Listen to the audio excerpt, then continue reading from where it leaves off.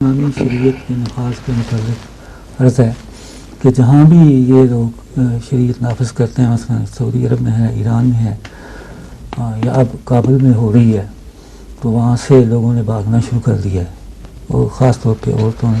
کون سی شریعت نافذ کرتے ہیں؟ سوال یہ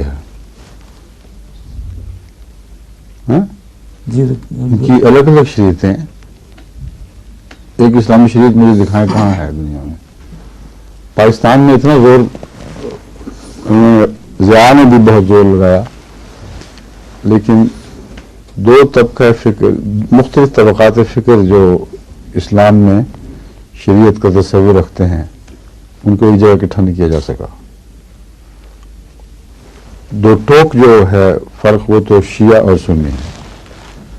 پھر سنیوں میں بھی الگ الگ بے شمار، بریلوی شریعت اور وہابی شریعت اور اہل حدیث کی شریعت اور تو دیوبندیوں کی شریعت اور، اس لیے یہ فرق جب تک ملحوظ ہیں، جہاں بھی شریعت نافذ کی جائے گی وہ شریعت انسانی سوچ کا نتیجہ ہوگی اور اسلام کی نمائندہ نہیں ہو سکتی۔ پہلی بات یہ ہے۔ دوسرا یہ کہ شریعت اگر نافذ کرنی ہے تو اس کے لیے حکومت کی کوئی ضرورت نہیں ہے۔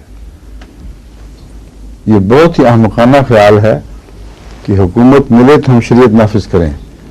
رسول اللہ صلی اللہ علیہ وسلم نے 1400 سال پہلے شریعت نافذ فرما دی تھی۔ اللہ تعالیٰ نے آپ کو حکم دیا اور نافذ فرما دی۔ وہ نافذ کیوں نہیں کرتے اپنے اوپر؟ حکومت کا انتظار کر رہے ہیں۔ اس شریعت میں جھوٹ کے خلاف جیسا جہاد ہے ویسے دنیا کی کسی کتاب میں نہیں ملتا، اور تمام اسلامی ممالک جھوٹ سے بھر گئے ہیں۔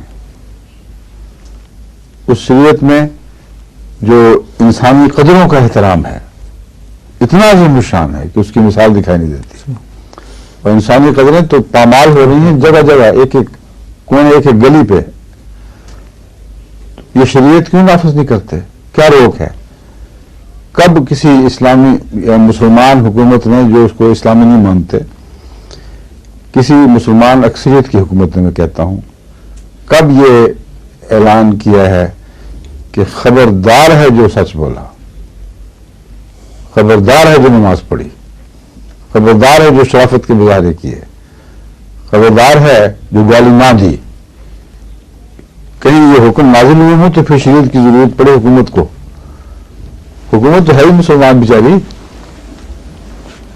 وہ تو چاہتی ہے کہ یہ چیزیں، حکومت آج کل کی حکومت کی میں بات نہیں کر رہا، بلکہ حکومت کا تصور جہاں بھی ہے اس کے لیے امن مفید ہے اور اس کا معین ہوتا ہے، سچائی عدلیہ کے لیے مفید ہے اور ضروری ہے، انسانی قدریں، ان کا احترام سوسائٹی کے لیے اور حکومت کے لیے ایک لازمہ ہے، اور یہ ساری شریعت میں پہلے ہی باتیں آ چکی ہیں۔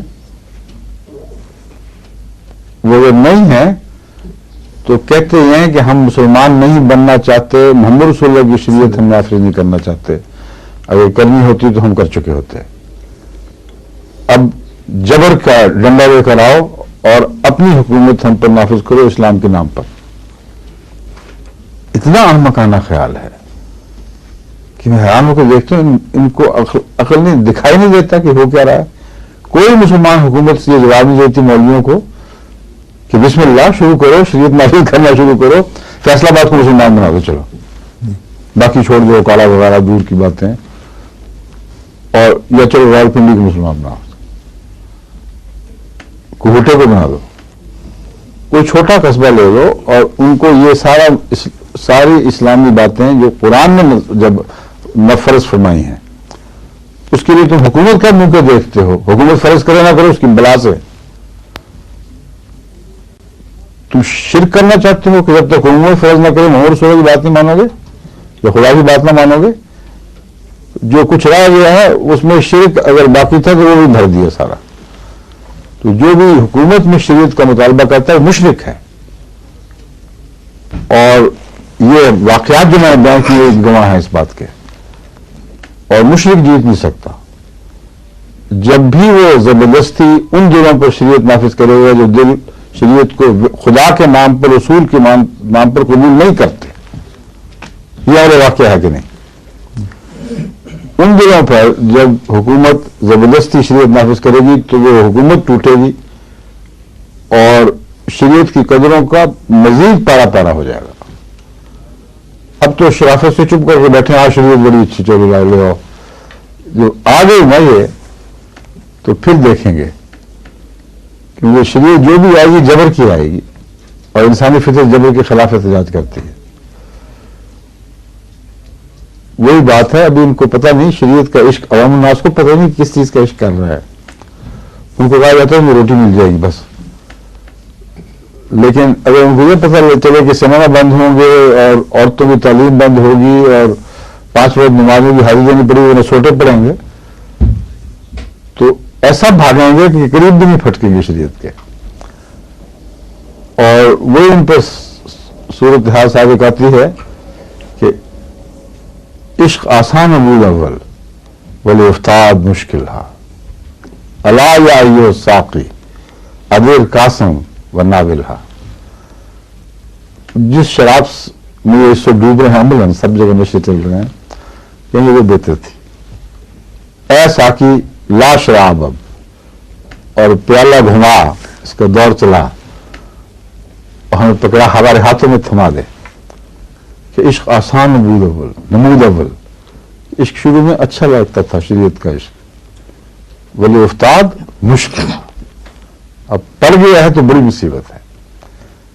تو یہ انجام ہے جبر کی شریعت کا، اور جو جبر کی شریعت نہ ہو اس کا بالکل برعکس انجام ہے. وہ ایک روحانی شراب کا نشہ ہے، وہ ٹوٹ ہی نہیں سکتا. ہاتھ کٹ جائیں گے مگر کڑے کو نہیں چھوڑیں گے.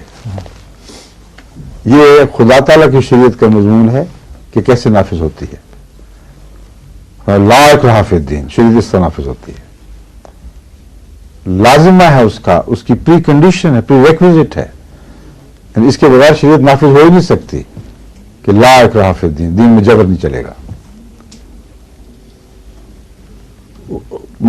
لا اکراہ فی الدین قد تبین الرشد من الغی.